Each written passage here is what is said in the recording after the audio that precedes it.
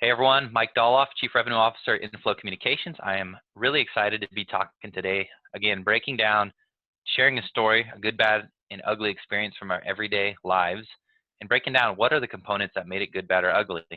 I've got with me somebody that I'm really excited to introduce, Jenna Swiker, to tell her experience of trying to book an appointment with her doctor's office.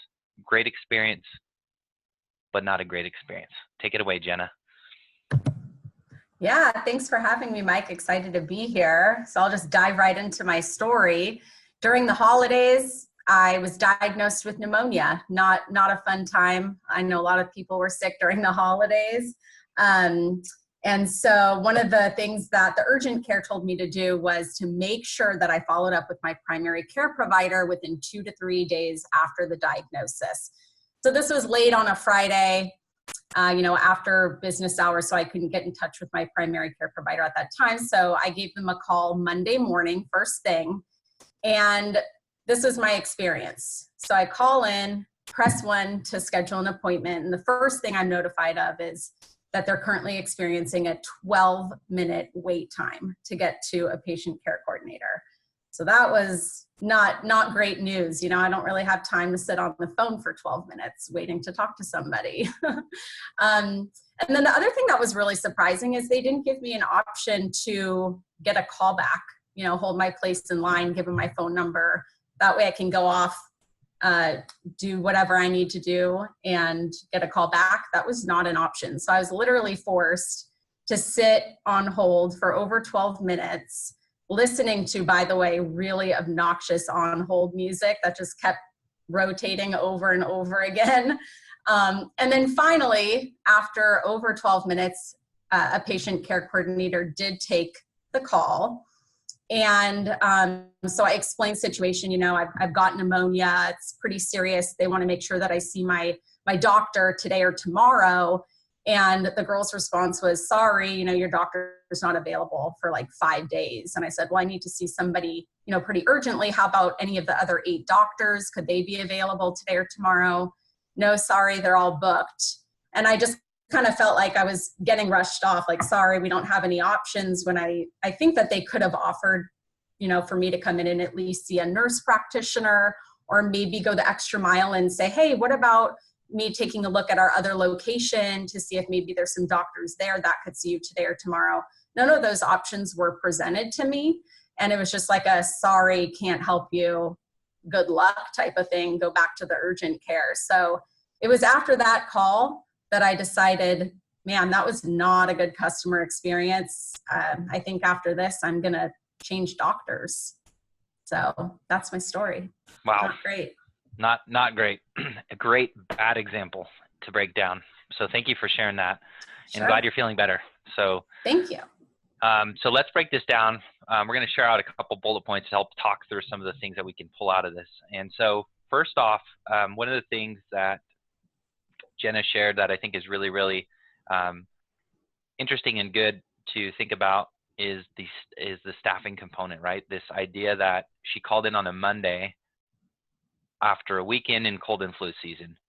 It doesn't take somebody that is a deep expert in the medical field to understand that they're probably going to have a high volume of calls at that time. And so adjust the staffing accordingly. That's just bad. And again, maybe it's excusable. Maybe there was a bunch of staff in the call center, care coordinators who were out sick too. It's possible, right? But if it's a known repeated, I know forecasting of calls and interactions for organizations is really difficult to do. This is one that's fairly predictable. So hopefully there's a good reason why they didn't adjust accordingly, but that's a strike on the customer experience side, especially when you make your issue of lack of staff or lack of planning now your customer's issue. That's a problem. That's getting off on the wrong foot right away. The second point of the customer journey, and this is really interesting. Jenna talked about how there wasn't an option for callback, so you just basically had to hold on and wait for 12 minutes or however long it took. That's somebody not thinking through the whole customer journey. I've got an urgent need to talk to somebody. I'm not going to use a self-service option because there's not a real-time chat. Maybe the options for scheduling or self-service aren't going to aren't going to be able to handle the fact that this is an more urgent need. And so I need to talk to somebody, right? I need to call in. I need to talk to somebody. It's not completely criminal if you get a long hold time. There could be some issue, something going on driving that. In and of itself, that's not terrible. But give somebody an easy option. Think through their journey, right? Maybe you've got, again, somebody who's not feeling well. Maybe they've got a kid or parent or somebody not feeling well. They're taking care of. They're at work. They're juggling all these things. Now it becomes their problem to sit on hold and wait. It's the technology and capabilities around using these things in your customer journey. There's no excuse not to have that at this point in time.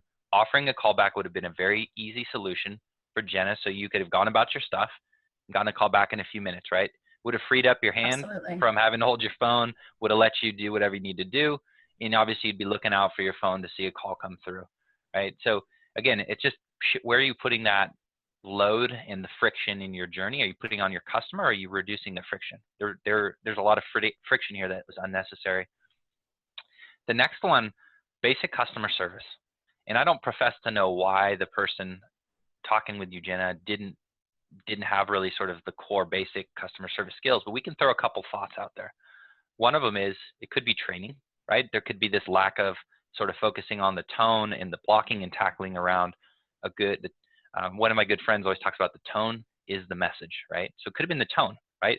If the tone's empathetic, if it's listening and understanding, your feeling of that is way different. So it could be basic training around those things and the culture of that organization and that center, providing that training and culture to say, hey, be empathetic, be understanding, think about what the position that people are calling in from. Could be that, could be training. It could be other things. It could be the understaffing, right? They're hurrying to get to that next call because they see those 60 calls stacked up. So now you start seeing the impact of all of these things adding together. The staffing doesn't just give you sort of a bad experience to take more time, but now it's rushing agents off the call because they want to get to the next one.